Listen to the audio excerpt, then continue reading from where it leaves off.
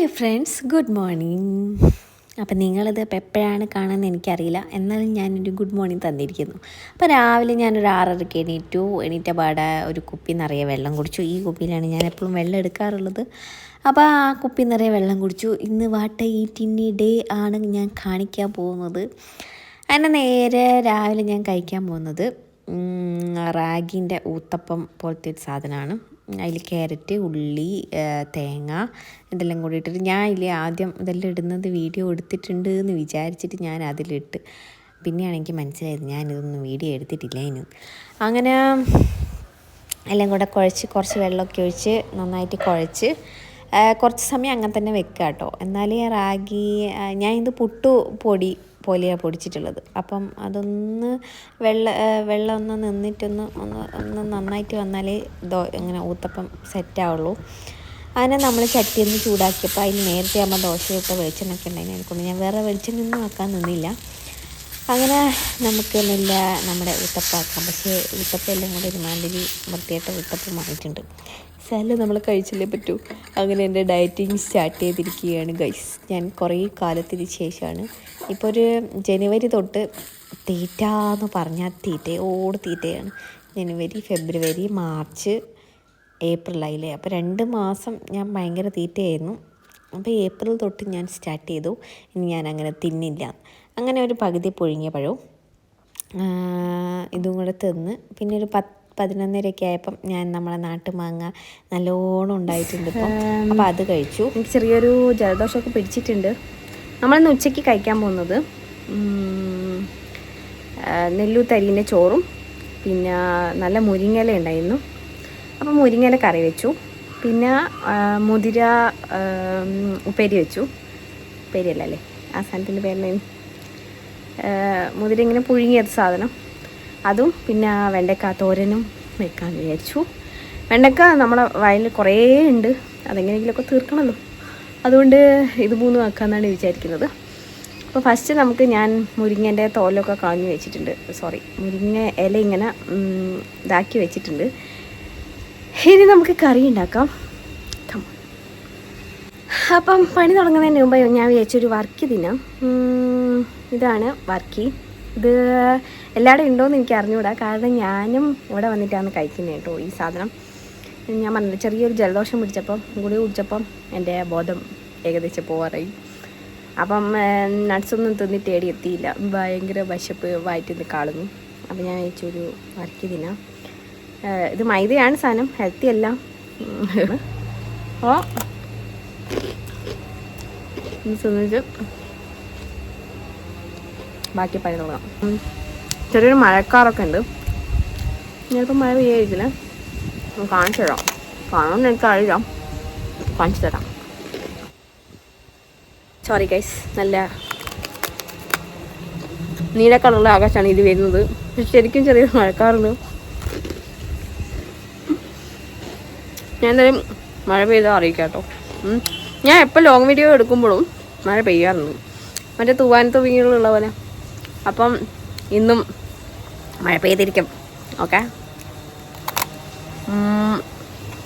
പിന്നെ ഇന്നത്തെ പണി എന്താണെന്ന് വെച്ചാൽ ചോറിൽ നിന്നും പിന്നെ എനിക്ക് കുറച്ച് പണിയൊക്കെ ഉണ്ട്. ഒക്കെ തീർത്തിട്ട് നമ്മൾ വൈകുന്നേരം ഇവിടെ അടുത്താണ് കണ്ണൂരിലെ ഫേമസ് തെയ്യായിട്ടുള്ള കക്കുന്നത്ത് കാവിൽ. അപ്പോൾ അവിടെ എല്ലാവരും കൂടെ പോയിട്ട് പട്ടമൊക്കെ കൊടുക്കണം എന്ന് പറയുന്നത്. അപ്പോൾ അവിടെ ഒന്ന് പോകണം. സൺഡേ ആണ് തെയ്യമുള്ളത്. തെയ്യം ഞാൻ നിങ്ങൾക്ക് എപ്പോഴെങ്കിലും കാണിച്ചു തരാം കേട്ടോ. ഒരേ തെയ്യത്തിൻ്റെ വീഡിയോ ഇട്ടിട്ട് എനിക്ക് തന്നെ ബോറടിച്ചു. അപ്പം ഞാൻ എപ്പോഴെങ്കിലും ഇങ്ങനെ ഷോർട്സ് ആയിട്ട് ഇടാം തെയ്യത്തിൻ്റെ. അപ്പം നമുക്ക് അത് തന്നിട്ട് തീരുന്നില്ല. നമുക്കന്നേരം പണിയിലേക്ക് കിടക്കാം. അപ്പം ഞാൻ കക്കുന്നത്ത് പോകുന്ന വീഡിയോ ഞാൻ ഇട്ടുതരാം. ഞാൻ ആദ്യം വിചാരിച്ചു ഞാൻ പോകുന്നില്ല എന്ന്, കാരണം ചെറിയ ജലദോഷമൊക്കെ ഉള്ളതിനെ കൊണ്ട് കുടിക്കാൻ ഭയങ്കര മടി. അപ്പോൾ ഏതായാലും കുളിച്ചിട്ട് നമുക്ക് വൈകുന്നേരം പോകട്ടോ. അപ്പം നമ്മൾ പിന്നെ മുരിങ്ങയുടെ ഇങ്ങനെ തോലല്ലല്ലോ ഇല ഇങ്ങനെ ഇറന്ന് വെച്ചു. ഇനി നമുക്ക് ചക്കക്കുരു പിന്നെ നമുക്ക് പരിപ്പ് വേവിക്കാനും കൂടെ വെക്കാം. ഓക്കെ. അപ്പം കറി വെക്കാൻ പോകുമ്പോഴാണ് ഗൈസ് ആ നഗ്ന സത്യം ഞാൻ മനസ്സിലാക്കിയത്. കാരണം ഇവിടെ പരിപ്പ് കുറച്ചേ ഉണ്ടായിരുന്നുള്ളൂ, കുറച്ചേ ഉള്ളൂ. പിന്നെ 4 പേർക്കുള്ള കറി ഉണ്ടാക്കാൻ പറ്റുമെന്ന് വിചാരിക്കുന്നു. ഈ ഒരു തുള്ളി പരിപ്പേ ഉള്ളൂ. നമുക്ക് കുറച്ച് പരിപ്പിട്ടിട്ടുള്ള പരിപ്പ് കറി വെക്കാം. 4 ആൾക്ക് വേണം. കാരണം മാങ്ങേൻ്റെ കറി പുളിയൊക്കെ ആകുമ്പം എനിക്കും അമ്മയ്ക്ക് മാത്രം മതി. ഞങ്ങളാണ് അതിൻ്റെ ഫാൻസ്. അർജുനും അങ്ങനെ കൂട്ടൂല. പരിപ്പൊക്കെ ആകുമ്പം അവർ രണ്ടാളും നല്ലോണം കൂട്ടിക്കോളും. ഈ പരിപ്പ് വേവിക്കാൻ കുക്കറൊന്നും വേണമെന്നില്ല, അങ്ങനെയൊന്നും പരിപ്പേ ഉള്ളൂ. പക്ഷെ നമ്മൾ ചക്കക്കുരു കൂടെ ഇതിൻ്റെ കൂടെ ആഡ് ചെയ്യും. അപ്പം എന്തായാലും കുക്കർ വേണമല്ലോ. ചക്കക്കുരു കുറച്ച് വേവുള്ള ചക്കക്കുരുവാണ്. അപ്പം എനിക്ക് വേണം. ഞാൻ പറഞ്ഞല്ലോ, ഞാൻ ആദ്യമായിട്ടാണ് ഞാൻ സംസാരിക്കുന്നത്. ഞാനിപ്പോൾ 2-3 ദിവസമായിട്ടേ ഉള്ളൂ കേട്ടോ ഡയറ്റിങ് തുടങ്ങിയിട്ട്. ഞാൻ സംസാരിക്കുന്നതിൽ എന്തെങ്കിലും പ്രശ്നം ഉണ്ടെങ്കിൽ പറയണേ. ഇപ്പോൾ എവിടെയാ പതുക്കെ പഠിച്ചോണേ. ഓക്കെ. മാത്രം ഈ ചോറ് ഞാൻ ആക്കിയിട്ടുണ്ട്. കുടുക്കലാട്ടോ ആക്കിയത്. കുടുക്കൻ്റെ പകുതി വരെ ഇല്ല ഈ ചോറ്. മെല്ലെ പരിപ്പും ചക്കക്കുരു കൂടെ വേവിക്കാനൊക്കെ വെച്ച് അത് ഒരു 2 വിസിൽ, ചക്കക്കുരുവിന് കുറച്ച് വേവുള്ള എനിക്കൊണ്ട് നമുക്ക് 2-3 വിസിൽ വരെ വെക്കാം. എന്നാൽ പിന്നെ നല്ലവണ്ണം ചക്കക്കുരു പേസ്റ്റാവും. അപ്പം അത് പേസ്റ്റല്ല, ഒന്ന് ഉടയല്ലോ. അപ്പോൾ അന്നേരം ഈ കറിക്ക് കുറച്ച് കട്ടിയാവുകയും ചെയ്യും. അതുകൊണ്ട് ഞാൻ ചക്കക്കുരു കുറച്ചധികം വേവിക്കുന്നുണ്ട് കേട്ടോ.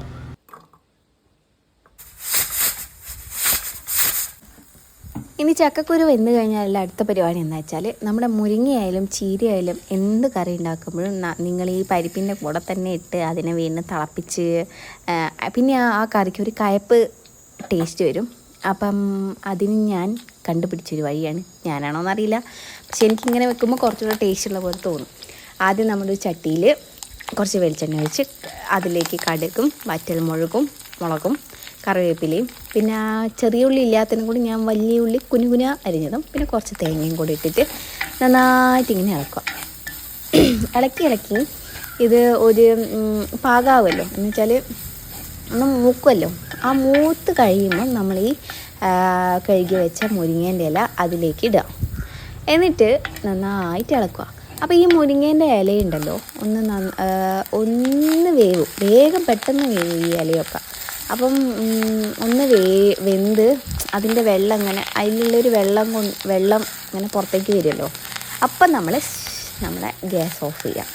എന്നിട്ട് നമ്മളെ പരിപ്പും ചക്കക്കുരും കൂടെ ഇട്ട സാധനം കൂടെ ഇതിലേക്ക് വെച്ച് നന്നായിട്ട് ഇളക്കി അവിടെ വെക്കുക കേട്ടോ.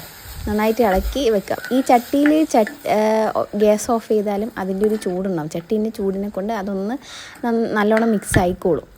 എന്നിട്ട് നമ്മളിനി തേങ്ങ പാരണം. തേങ്ങയിൽ ഞാൻ ചേർത്തിട്ടുള്ളത്, ഞാൻ വീഡിയോ എടുത്തില്ല. തേങ്ങയിൽ ഞാൻ തേങ്ങ, പച്ചമുളകും കറിവേപ്പിലയും ജീരകവും മാത്രമേ ആഡ് ചെയ്തിട്ടുള്ളൂ. അതിൻ്റെ അതിലും കൂടെ കുറച്ച് മഞ്ഞൾപ്പൊടി ആഡ് ചെയ്തിട്ടുണ്ട്. കാരണം ഞാൻ വേറെ മഞ്ഞളും മുളകും ഒന്നും ഇട്ടിട്ടില്ല.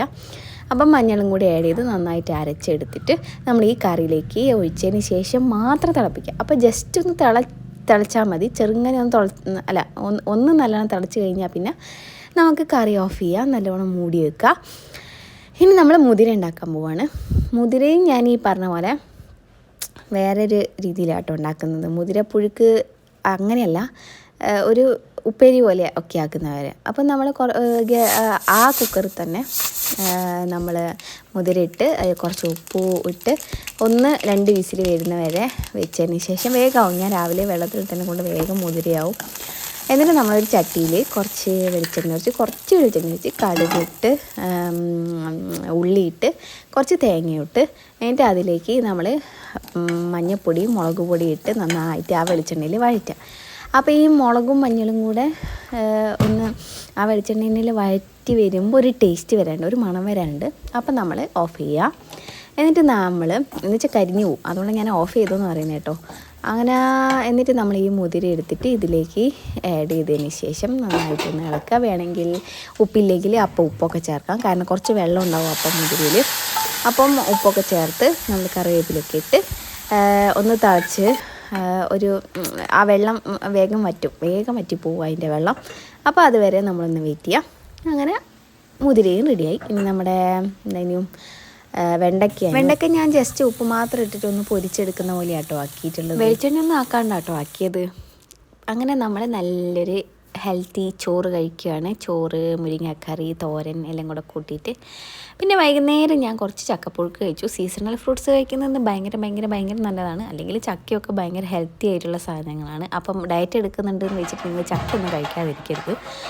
അങ്ങനെ ചക്കയൊക്കെ കഴിച്ച് കഴിഞ്ഞപ്പോൾ മഴ പെയ്തത് ഞാൻ വീഡിയോ എടുക്കാൻ വിട്ടുപോയി കേട്ടോ. എന്തായാലും മഴ പെയ്തു. അങ്ങനെ നമ്മളൊരു 7 മണിയായപ്പോൾ നമ്മൾ കക്കുന്നത്തേക്ക് പോയി. അവിടെ സൺഡേ ആണ് തെയ്യം. അപ്പം ഇന്ന് അവിടെ ചോറൂണിൻ്റെ പരിപാടി, പിന്നെ ഇതൊക്കെ തെയ്യത്തിലേക്ക് വേണ്ട എന്തൊക്കെയോ ചടങ്ങുകളൊക്കെ നടക്കുന്ന ദിവസമാണ്. അപ്പം അതൊക്കെ കണ്ടു, ദേവീനെ കണ്ടു. അങ്ങനെ നന്നായിട്ട് തൊഴുത് പ്രാർത്ഥിച്ച് കുറച്ച് സമയം അവിടെ കണ്ടു. ഇനി ഈ തെയ്യത്തിന് ഇവിടെ ഫുൾ ആൾക്കാരായിരിക്കും കേട്ടോ. വലിയ മുടിയാണ് തെയ്യത്തിനുണ്ടാവുക. ഇവിടെ നിന്നാണ് തെയ്യമൊക്കെ കിട്ടുന്നത്. അങ്ങനെ എല്ലാവരും കൂടെ ചോറ് കഴിക്കാൻ തീരുമാനിച്ചു ഗൈസ്. എൻ്റെ ഡയറ്റിങ് ചീറ്റിപ്പോയി. അങ്ങനെ ചോറിനാണെങ്കിൽ ഒടുക്കത്ത് തിക്കും തിരക്കും ഒന്നും പറയണ്ട. അങ്ങനെ ഞങ്ങൾ അടിയുണ്ടാക്കി ചോറ് വാങ്ങി. ചോറ്, സാമ്പാർ, പുളി, നല്ല ടേസ്റ്റ് ഉണ്ടായിരുന്നു കഴിക്കാൻ.